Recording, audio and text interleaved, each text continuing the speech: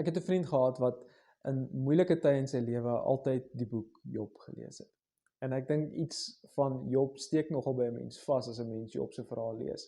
Job begin in hoofstuk 1 word vertel van hoe wonderlike man hy was en hoe geseënd hy was. En dan sien ons in Job 1 en 2 verloor Job eintlik alles.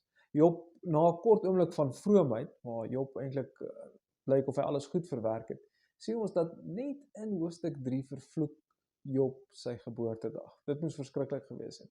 Maar ek dink nog erger is toe Job se vriende op die toneel verskyn het. Toe Elifas, Bildad en Sofar daar verskyn het Job gedink hy kan aanvanklik op sy vriende reken, maar dit was nie so nie. Sy vriende was nie advokate vir God nie, maar sy vriende het rede gesoek hoekom God moontlik vir Job so straf, wat eintlik glad nie die geval was nie as jy die verhaal lees van Job. Maar hulle gee vir hom aanhoudend hierdie raad, en ek dink dit is die raad van Elifas, wat Job eintlik so 'n bietjie te mekaar maak in sy lewe.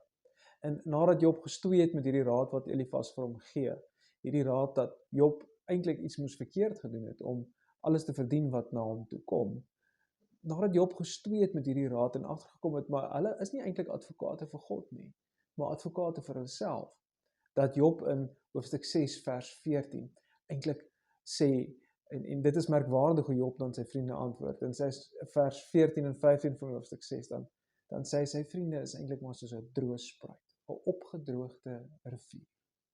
Die vriende is soos 'n opgedroogde rivier. Sjoe, dit laat my nogal dink in my eie lewe. Wat se tipe vriend is ek vir ander mense? Dit laat my lig loop in die raad wat ek ook gee vir ander mense. Want ek wil nie vir ander mense so met raad bedien, dat ek al die antwoorde op hulle lyding het nie. Want dit is wat ons nie het nie. Ons weet nie hoekom ander mense swaar kry of seer kry nie. Maar wat belangrik is, en ek dink dis wat ons leer uit Job se verhaal uit. As iemand anders seer kry, iemand waarvoor jy lief is dit goed genoeg om net daar te wees. Moenie altyd probeer antwoorde soek nie. Wees net daar. Ek hoop dat jy so 'n vriend het, wat nie net 'n droë spruit of 'n droë rivierbedding is nie, maar 'n vriend wat by jou staan, wat werklik waar vir jou wys waar hierdie lewende water is.